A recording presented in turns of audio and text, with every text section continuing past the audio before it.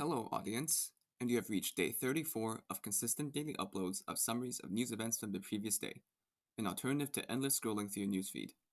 Too Long Didn't Scroll provides you with the ability to get your daily news fix in a quick and listenable format, available practically anywhere from YouTube to podcast apps like Google Podcasts, Apple Podcasts, Spotify, Amazon Music, and more. Links are in the description, and let's get down to learning. We start off the events of day 34 on February 22nd of 2023, and we begin the day's events in the West Bank, hotly contested between the states of Israel and Palestine.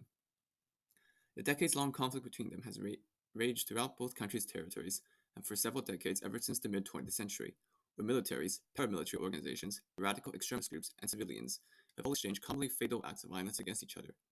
Recent examples of such include multiple Israeli raids into Palestinian refugee camps and acts of terror committed against both Israeli and Palestinian civilians. As of today, the Israeli Armed Forces has initiated another clash in the Palestinian-controlled city of Nablus, during which reportedly around 11 Palestinians were killed and a further 102 injured as the forces exchanged fire. Israeli officials have only confirmed that soldiers are conducting a quote-unquote operation in the region, but did not provide details, though it comes in the wake of other similar incursions on other communities and refugee camps in Palestinian territory. This most recent incident brings the total number of Palestinians killed by Israeli forces this year to around 61. We now concern ourselves with the countries of Moldova and Russia, whose relationship with one another grows increasingly strained as the ripple effect of Russia's invasion of Ukraine continues.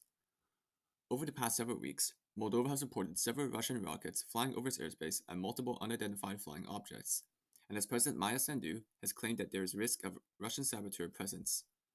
As of today, it appears the two countries' relations may strain even further as Russian President Vladimir Putin has revoked a decree concerning the region of Transnistria, an unrecognized breakaway state along Moldova's border with Ukraine in Moldovan territory that lines itself closely with Russia.